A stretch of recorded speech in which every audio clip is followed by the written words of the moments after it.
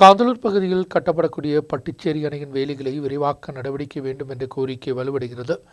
மாநிலத்தின் எல்லைப் பகுதியில் அமைக்கக்கூடிய முதல் அணை இதுதான். விவசாயம் மற்றும் குடிநீருக்காகத்தான் இந்த அணை அமைக்கப்படுவது.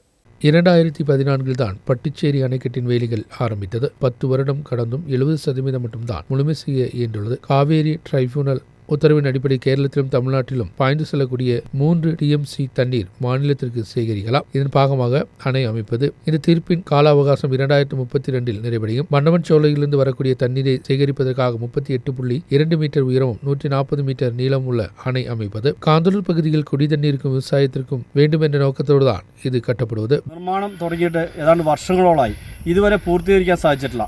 കാന്തല്ലൂർ പഞ്ചായത്തിലെ കുടിവെള്ളത്തിനും കൃഷിക്ക് ആവശ്യമായ ഏറ്റവും കൂടുതൽ കൃഷി ചെയ്യുന്ന ശീതകാല പച്ചക്കറി ഉൾപ്പെടെയുള്ള കൃഷി ചെയ്യുന്ന കാന്തല്ലൂരിൽ ഇപ്പോൾ ചൂടും ഒക്കെ ചെറിയ രീതിയിൽ അനുഭവപ്പെടുമ്പോഴും വരൾച്ചകൾ വരുന്ന സമയത്തും മഴയില്ലാതൊക്കെ വന്നപ്പോഴും ഈ ഡാം പണിതിരുന്നെങ്കിൽ കർഷകർക്ക് വളരെ ഉപകാരമായേനെ.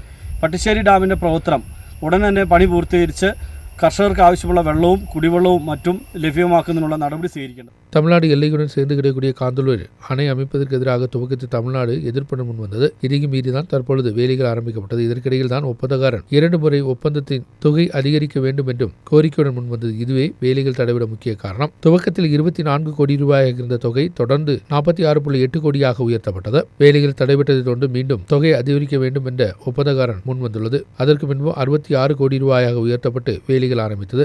கடந்த பட்ஜெட்டில் 14 கோடி ரூபாய் அணை சம்பந்தமாக கனால்கள் அமைப்பதற்கு மாற்றப்பட்டிருந்தது. அதற்கான சர்வே நடவடிக்கைகள் இதுவரை முன் செல்ல இயலவில்லை.